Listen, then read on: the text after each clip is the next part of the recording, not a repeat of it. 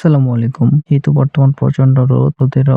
এই রোদের জন্য একদম মাটি শুকায় গেছে ভুট্টা। ভুট্টা ক্ষেতের একদম মাটির অবস্থা প্রচুর পরিমাণে খারাপ। তাই জন্য আরকি সকাল আরকি ঘুম থেকে ওঠার পরে খাওয়া-দাওয়া কমপ্লিট করে আলহামদুলিল্লাহ নিয়ে চলে আসলাম মেশিন। যেই জায়গা থেকে আমরা পানি দিই বোরিংটা এখানে আগের একটা মেশিন বসা ছিল। এটা মূলত আমার চাচার মেশিন। এটা এখন সরায় রাখতে হবে উপরে।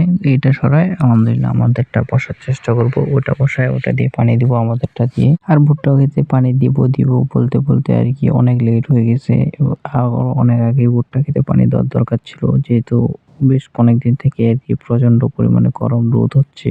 তো মাটি আরকি শুকায় গেছে। আমাদের আরো অনেক আগে আরকি ভুট্টা ক্ষেতে পানি দেওয়ার দরকার ছিল।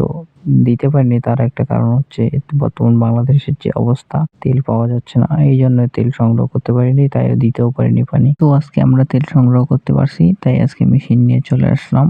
আজকে না গতকালকে আরকি সন্ধ্যার সময় তেল সংগ্রহ করতে পারছি। এইজন্য আরকি মেশিনটা আজকে সকাল স্টার্ট দিয়ে দিচ্ছি। যাই হোক তারপরে বডিকে মেশিনটা আনার পরে এই জায়গায় ভালো করে বসাইলাম। মেশিনটা ভালো করে সেট করার পর এখন ইনশাআল্লাহ পানি ওঠার পরে স্টার্ট দিয়ে দেওয়ার চেষ্টা করব।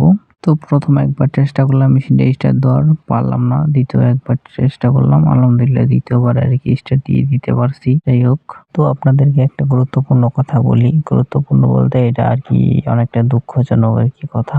আপনারা হয়তো সবাই মোটামুটি জানেন, যারা আমার ভিডিও দেখেন নিয়মিত সবাই জানেন যে আমাদের সুপারি গাছগুলো মানে চাষাবাদের জমি, মানে আমাদের যে জমিগুলোতে চাষ করি ওই জমিগুলোর পাশে আরকি আলিগুলাতে লাগানো আছে সুপারির গাছগুলা।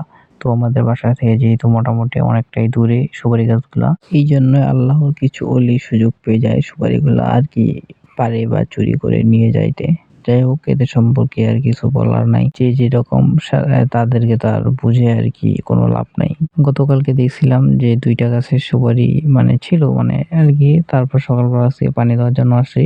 আসার পরে কি জমিগুলো দেখতে সুপারি গাছগুলো দেখতেছি ২টা গাছের সুপারি নাই। আসলে মোটামুটি অনেকগুলা গাছের সুপারি পাকছিল, কিন্তু ২টা গাছের সুপারি মূলত হারাই গেছে। যাই হোক, তাও আলহামদুলিল্লাহ। তো আরকি সুপারিগুলো যেহেতু হারাই গেছে, আর এরকম এটা নতুন কিছু না। এটা এরকম ভাবে প্রতি সময়ে মূলত হারায় সুপারি গাছ থেকে সুপারি। যাই হোক, তিনি সুপারি চুরি করছে ভালো কথা। কিন্তু ভাই লস করার তো জিনিসটা ভালো না। আপনাদের লাগলে বলতে পারেন ভাই যে ভাই আমাদের সুপারি লাগবে খাওয়ার জন্য, তাহলে আমরা দিয়ে দিই।